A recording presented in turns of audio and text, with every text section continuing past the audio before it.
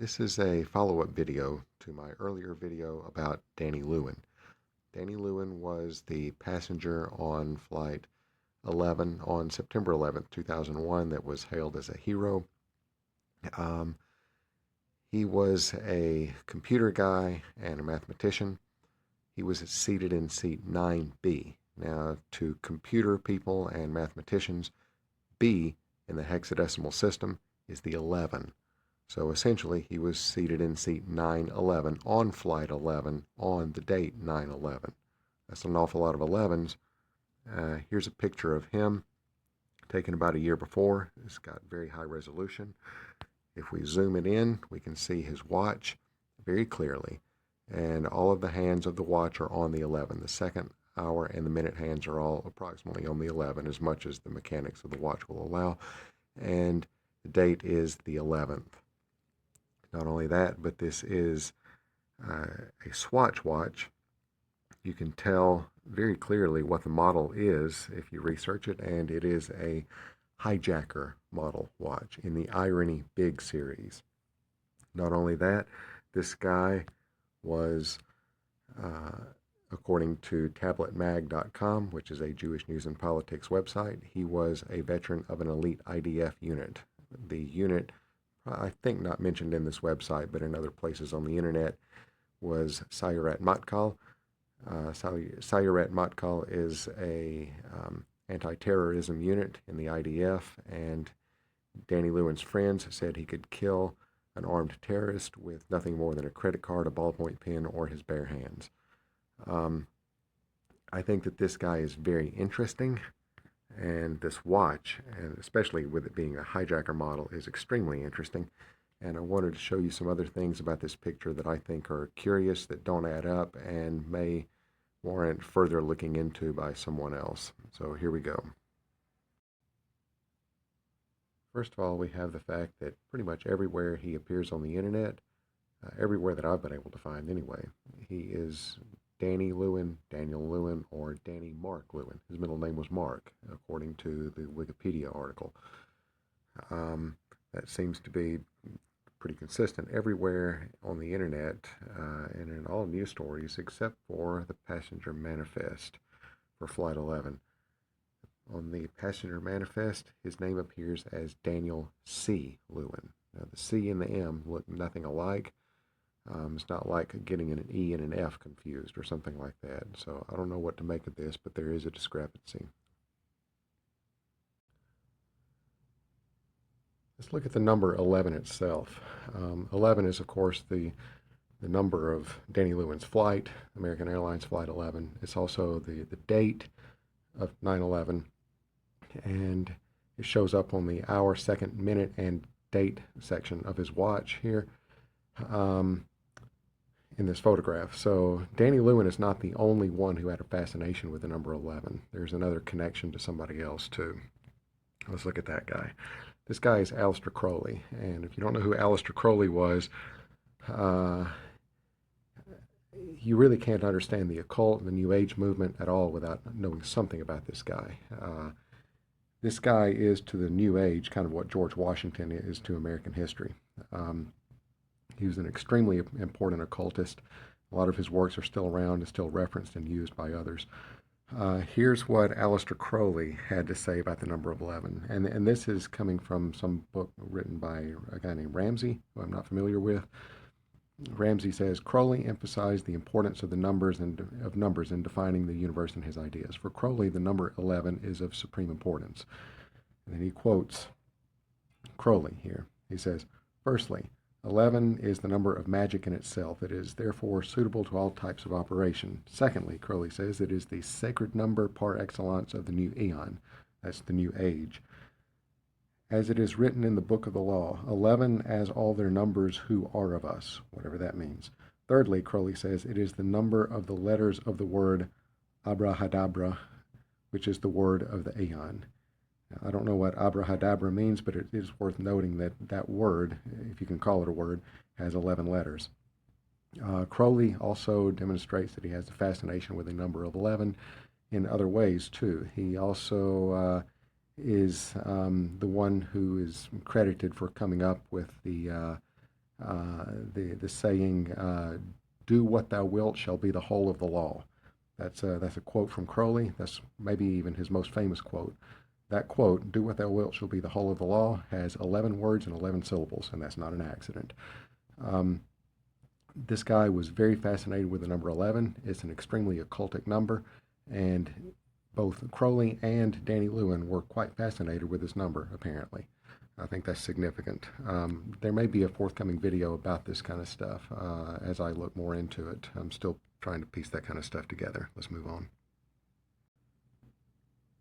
And here's something else, too, about the number 11. The number 11 is not only significant to apparently Danny Lewin and Aleister Crowley and the occult in general, but it's also significant in Kabbalah, which is basically mystical Judaism. This is tzvatkabbalah.org here about the Kabbalah. We'll quote here. The month Shevat is the 11th month in the Hebrew calendar when counting Nisan as the first month. In the Kabbalah, the number 11 symbolizes ability and power beyond the limits of worldly nature. God said appears 10 times in the biblical story of Genesis, parallel to the 10 Sephirot in the Kabbalah. The 10 Sephirot is apparently, I keep coming across that. I think that's significant, but I don't know much about it. The number 11, which is higher than 10, symbolizes the supreme power above that of the universe. So I'm not sure exactly what that means. It's written in a kind of an esoteric fashion, and I'm not very good at esoteric thinking. But what I can get from this is that the number 11 is significant in Kabbalah, or the Kabbalah, and Kabbalistic thinking. And it's significant to Aleister Crowley, and it's significant to Danny Lewin.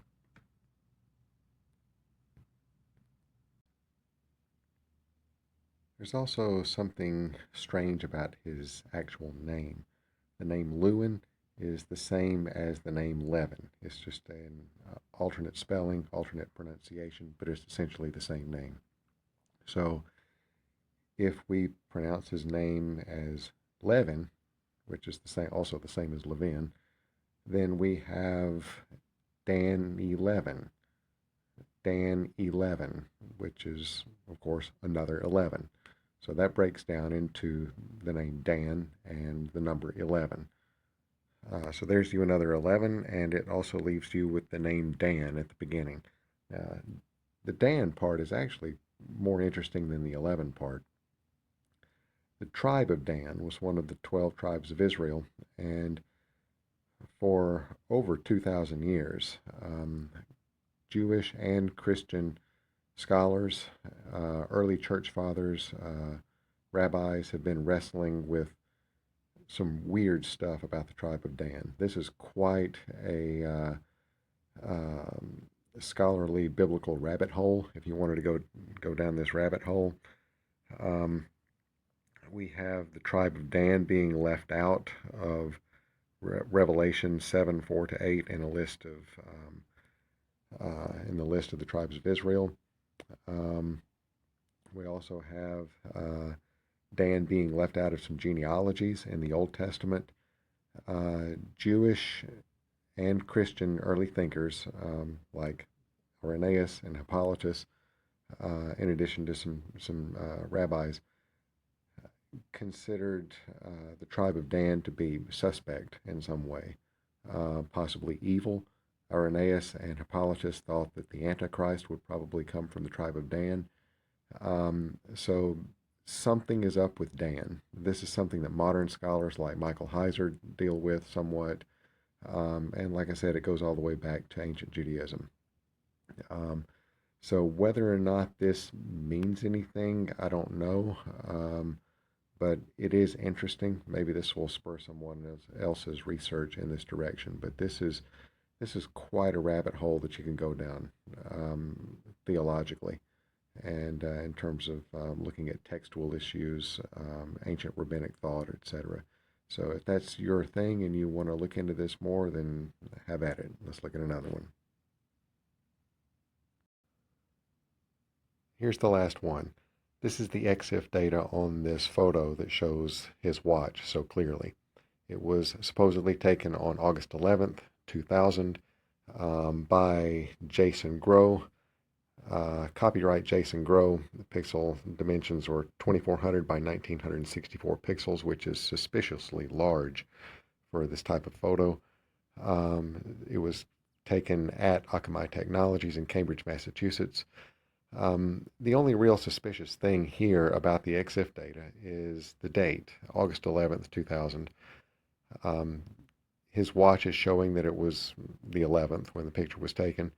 But when you look at the calendar for August 2000, the 11th was a Friday. It was not a Saturday. But we can clearly see in his watch, in this picture, when you zoom it in, the date is a Saturday on this watch. Now, why would that be significant? Um, all I can figure, and this may mean nothing, I don't know, but um, in Kabbalah, which is basically mystical Jewish thought, Kabbalah is very connected to the occult in the way that a lot of people practice it. In Kabbalah, Saturday, which is the Sabbath, is very significant. And maybe that has something to do with this. It's interesting and it's worth pointing out because it's not normal. I mean, this guy was he was a mathematician, a computer genius, an extremely intelligent guy.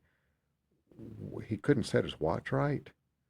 So that this is another indication, I think, of that this is something we're supposed to see. It means something to whoever did this, and what it means is kind of hard to figure out. But it's something that doesn't add up. This not right. And there's a lot of stuff like this apparently with this guy. So anyway, um, what do we make of all this? I'm not really sure. I'm still looking into it. I'd love to know what you think. So please leave something in the comments section if this strikes your interest or if you learned something that's not mentioned here. Thank you.